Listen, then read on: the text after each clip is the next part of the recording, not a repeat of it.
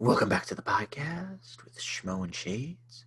The podcast, Season 1, the Renaissance Podcast, Episode 4, Hot Dog Eating Contest Debrief, and NCAA Roundtable Debate. Stay away from me. You guys came here for real, and you're going to get it. No doubt, no doubt. Thank you for clicking on Episode 4. You guys don't know how appreciative we are of it. We hope you all had a happy 4th of July. One of the best holidays. On demand. Yeah. Schmo, you want to explain to us why we celebrate the 4th of July? Yeah, leaving me unprepared here, but July 4th, 4th of July, also known as Independence Day. It's a time to celebrate America. America. The holiday marks the day in the year 1776, when the Second Continental Congress unanimously adopted the Declaration of Independence, signaling the official separation, the split of the A schism of sorts of the 13 original colonies from Great Britain amid the Revolutionary War. Schmo, thanks for giving us your definition about Independence Day or the 4th of July. No problem. I think from 1776, there has been a lot of traditions for the 4th of July. Do you have any that you know of, Schmo, that you want to share with us?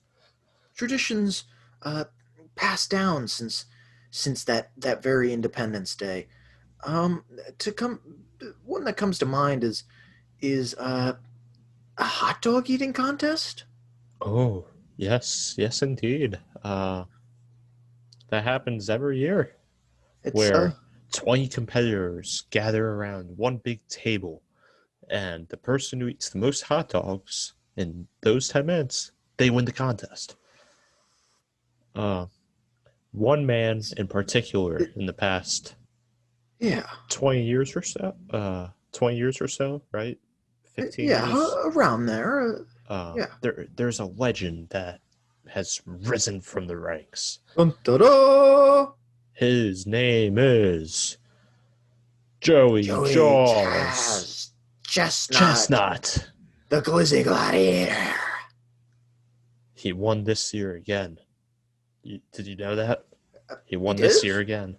He ate a whopping... How many? How many did he eat? A whopping 76 hot dogs. In 10 minutes? Yep, he set his own record. Yeah. Is that a record of the world, perhaps?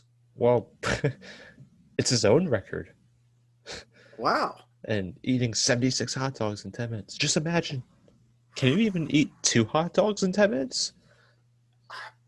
I could barely finish one hot dog in 10 minutes. He did 76. 76. That's It's really amazing. Yeah, wow. That's something. The closest competitor to him this year was like 38. He is in a league of his own. Yeah. Whenever I think of Joey Chestnut, I think of the movie A League of Their Own, because Joey Chestnut, he's in a league of his own. Wow. Would you say he's well, actually I got a bit of a quote here that of a just a neutral journal article and journalists that put out this message about Joey Chestnut regarding his most recent performance. Tell me about it. And I think the final line might strike your interest just a bit. So, to begin the quote, quoth Joe Pompliano, Joey Chestnut has set a new world record, eating 76 hot dogs in 10 minutes. Calories, 22,800. Total fat, 1,368. Carbohydrates, the demon.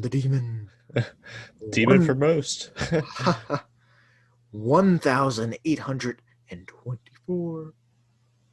Protein, 836 grams. So a number even the most active bodybuilders would be scared to reach.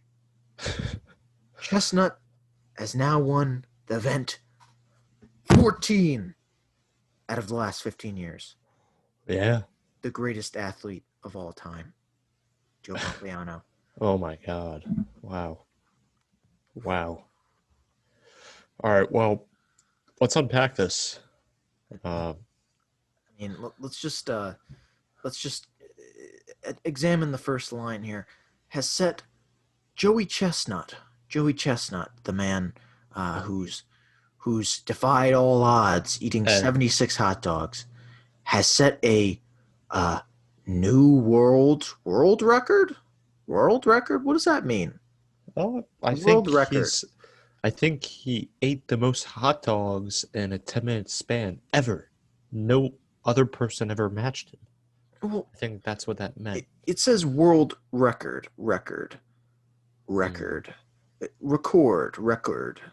So would you say it's the most hot dogs recorded in a 10-minute span? As in someone's recording him? Is there perhaps a record of greater limits? I think a record in this standpoint is the highest of all time. A musical record. No, it's like the highest of all time. It's like no one can beat his record because he just set the world record. He is first place for number of hot dogs eaten in 10 minutes. 76 hot dogs in 10 minutes. You know what the average is per minute? No. Bring me in on that insight. Well, if he ate 76 hot dogs in 10 minutes, that means that he ate around 7.6 hot dogs per minute. What? Yeah, I said it. 7.6? Think about that. You have a plate of hot dogs. You think you can eat 7.6 per minute? I mean, I'd make a good shot. I think I'd stand up with the greats like Chestnut. Well, I'd like to see you try. All right, maybe on one of these episodes, maybe we could do a hot dog eating competition. We'll see who's really the chestnut of the podcast. Yeah, maybe we should. You want to expand on Joe Pompliano's quote? Yes, calories. Well, I took in just a minute. It's really very quick. If I'm sure you guys, I mean, we talk about this all the time on the podcast.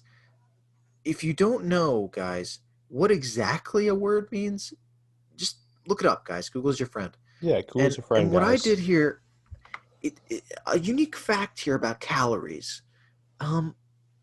It's not referring to just calories, but in fact, kilocalories. It's something that slides past the vernacular, but it's a very important detail when they say the number 22,800 for calories. Schmoe. Question. 22,000 what? 22,000 calories of what? How many calories is that? Schmoe, have you heard of the phrase macros? Macros. From the Greek word macro. What are those exactly? That's kind of a big topic that we can't really get into in this episode. All right, but I laid the groundwork for it at least. Well, maybe, guys, if you want us to do a whole episode on macros, we're up for it. Just put it in the description or in the comments below, or shoot us an email, and we'll consider it. All right. If any of you guys want to be special guests, we'll do that too. I'm talking about macros. Yep. But total fat. These numbers that carbohydrates, protein. These numbers that Joey Chestnut put up, they're really astronomical. What's like the healthy amount of calories for an average human being to consume per day? That's a good question. That's a good question. That if that I would say. Are you typing something? Just to think about it, how many calories do we consume?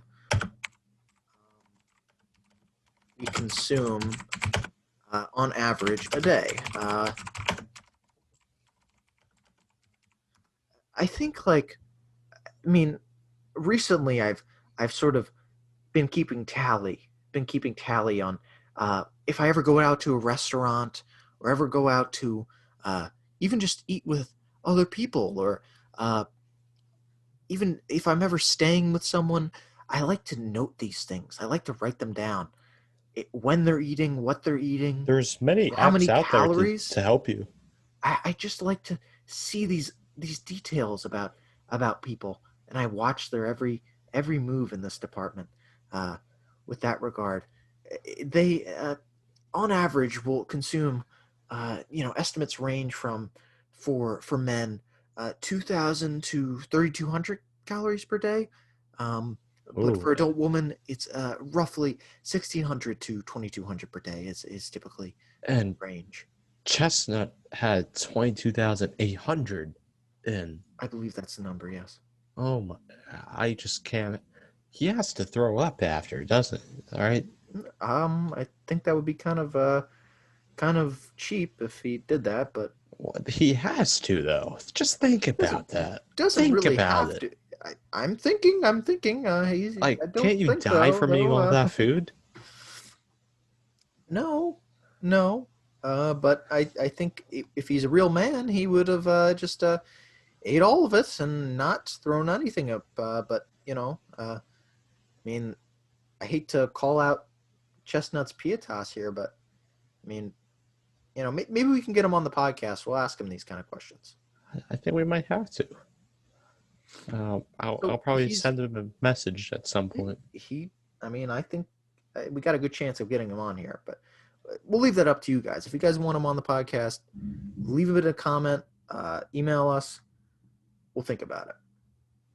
And now Chestnut has won the event 14 out of the last 15 years.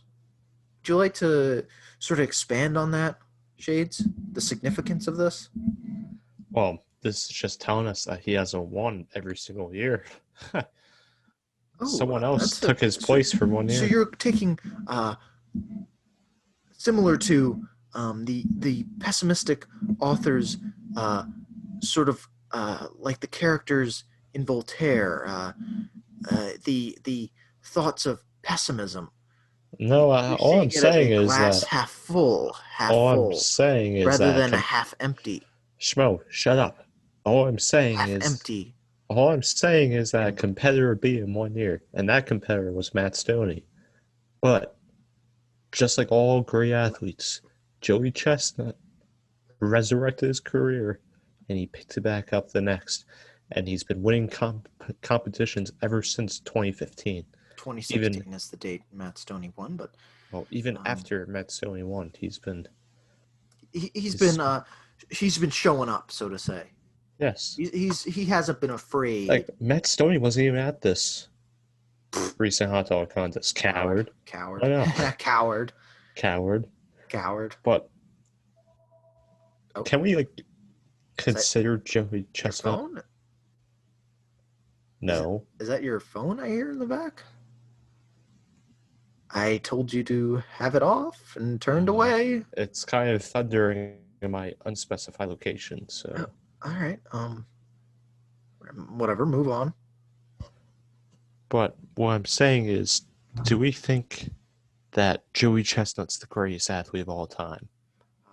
That's the final line I was referring to. Yes. Greatest athlete of all time. I don't think so. You don't think so?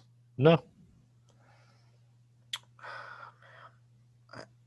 I think I'm going to have to agree with you. I think the greatest athlete of all time. I think, that title, I think, might have to go to the one and only Wilt Chamberlain. No, I'm thinking of Michael Jordan or Tom Brady, but not Wilt Chamberlain.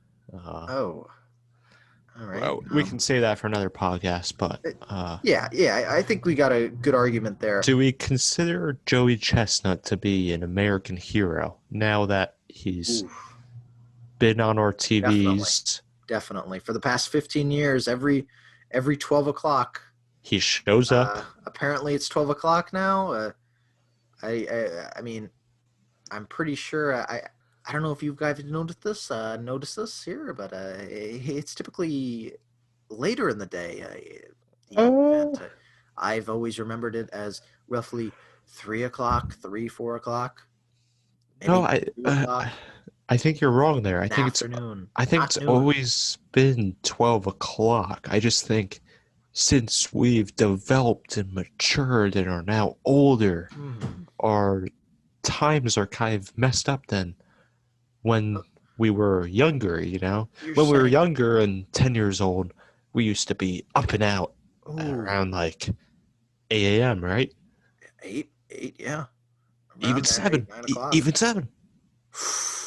And now that we're a little older, like I feel like it takes us a little longer to get going and starting our day. Get a move on. Some of us need coffee and that caffeine. Not me. Not you, no. But others, they tea, do. Maybe caffeinated tea, but not coffee. They start a little earlier. Like, they think that 12 o'clock is earlier in the day when our 10-year-old selves think it's later in the day. You're saying it's almost like to make a reference to genetics here. It's almost like a frame shift mutation. As you grow old, I'm not sure if you're familiar with a frame shift mutation, but you add a chemical, you add a nitrogenous base to the genetic code, and the whole chain moves down. So you think if I wake up earlier or I wake up later, everything moves to go with that. Yes. And so you're saying... I think you use the hammer and you hit the nail right in the coffin. Like you hit the nail in the coffin. Thank you. I think maybe as we grow older, the times we wake up and our schedules and our itineraries might change. I'd even argue that. They might change as we grow older. All right. I think we've done enough talking on Joey Chestnut. What final thoughts? What's your final thought? Final thoughts? I think we ought to take a note out of Joey Chestnut's book here. All right. I'm ripping out a piece of paper right now. Take a note and think to yourself, next time you say, "Oh, I can't eat 76 hot dogs in 10 minutes." Maybe just take a moment like Joey Chestnut did and question that and think maybe you can and go and give it a shot. If you can dream it, you can do it. That's a phrase I made up. Oh, it's a nice phrase. My final thoughts is that Joey Chestnut is American folk hero, and he's gonna be for a long time. Paul Revere, Joey Chestnut, George Washington. Do I think he's the greatest athlete of all time? No. Do I think he's in my top 10? Yes. Easily. So that's where I stand on that. Let's get into our next topic. Up next, we're welcoming onto the podcast a great athlete in his own right. Yes, you heard that correctly. We are, in fact, bringing on another special guest. He contacted us using the email below and is pretty much demanding us to put him on the show. We did not force him to do this. No. We don't force people to get onto our podcast. We definitely did not force him to get on the podcast. He did it in his own right. We definitely did not force him. And no, he is not Joey Chestnut. He is, although a Barstool-sponsored athlete, and he will be playing baseball at an unspecified college. He will be part of the NCAA, the National Collegiate Athletic Association, next year, and will be on a quest to obtain and conquer a championship. With that, our second ever guest on the podcast. His name is Barstool Athlete. Wait, hold up. I just got a text. Whoa, what's it say? Oh, shit. Language. I'm sorry. He's not coming on.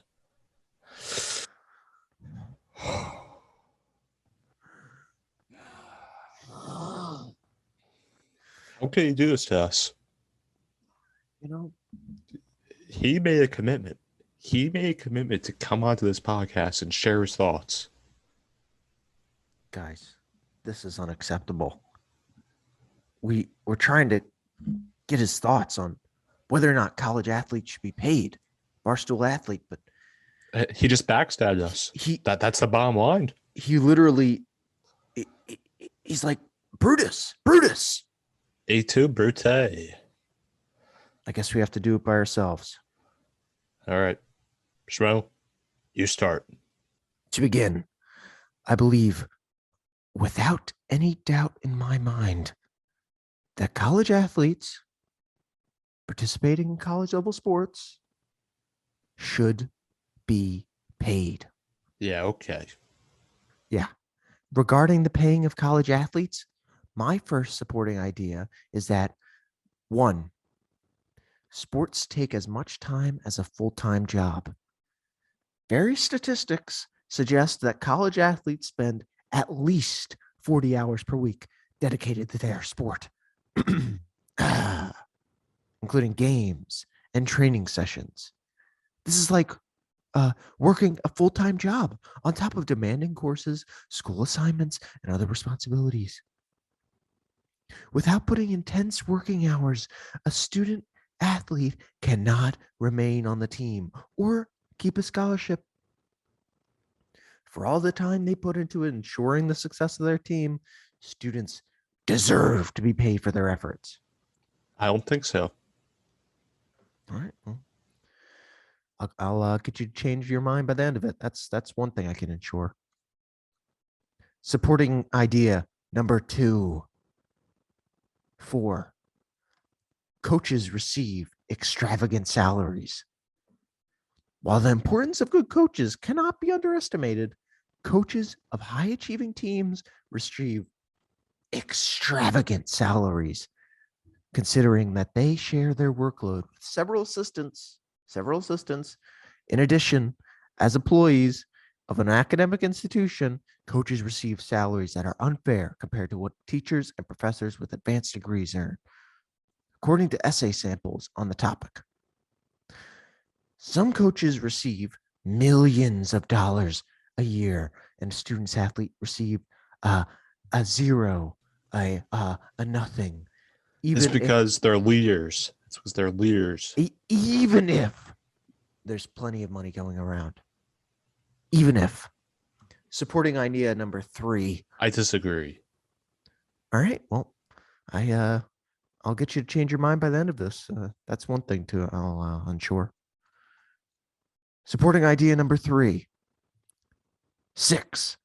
College athletes must pay for expenses from their pockets.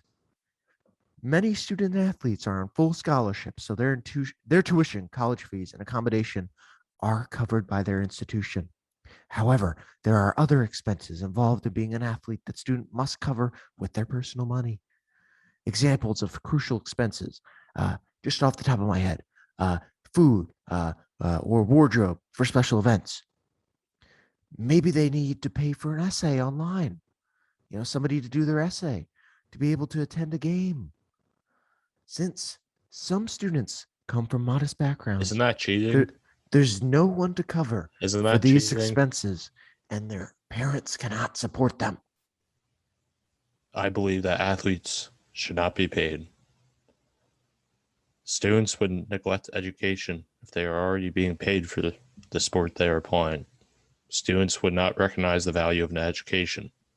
Next, there are many perks for college athletes, although they are not being paid.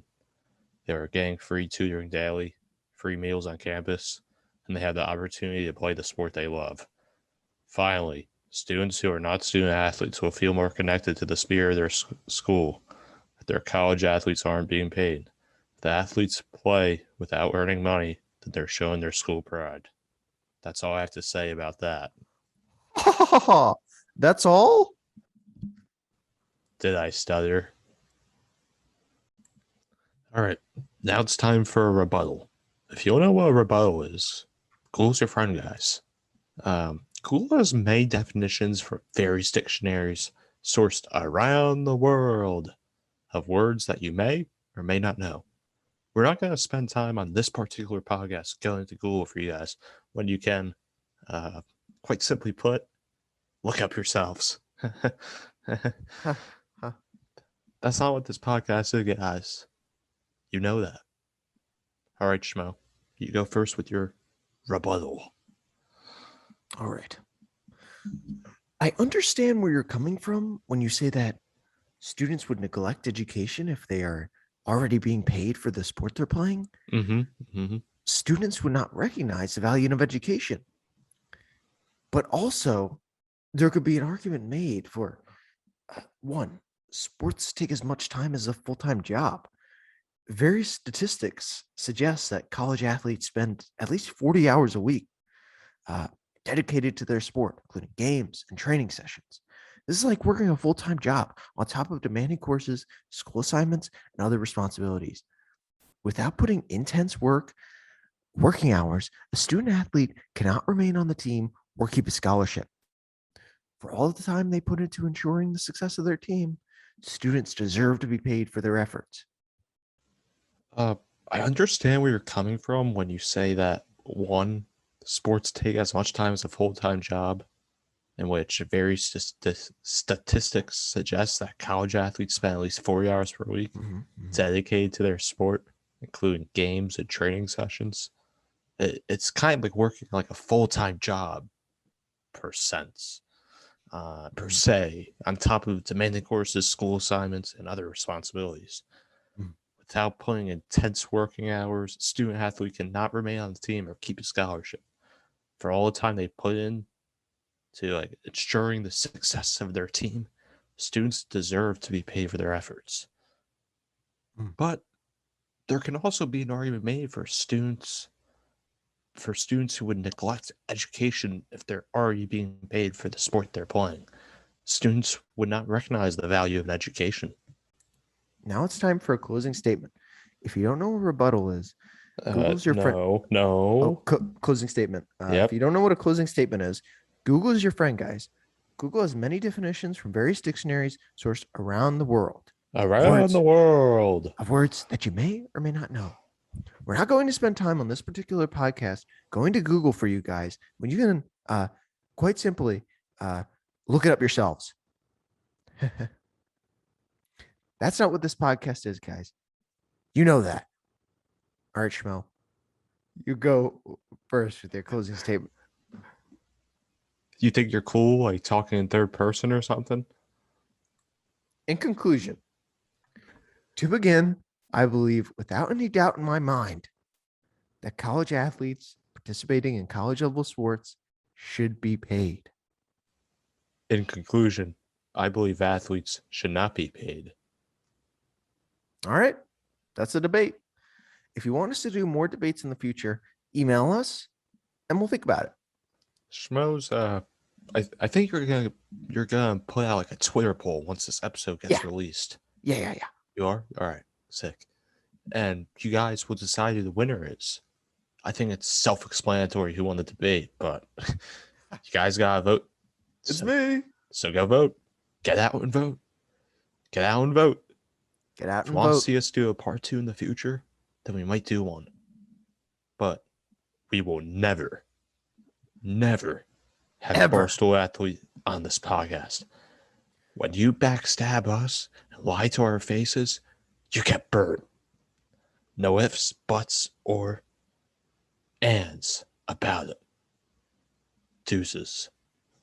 Ciao.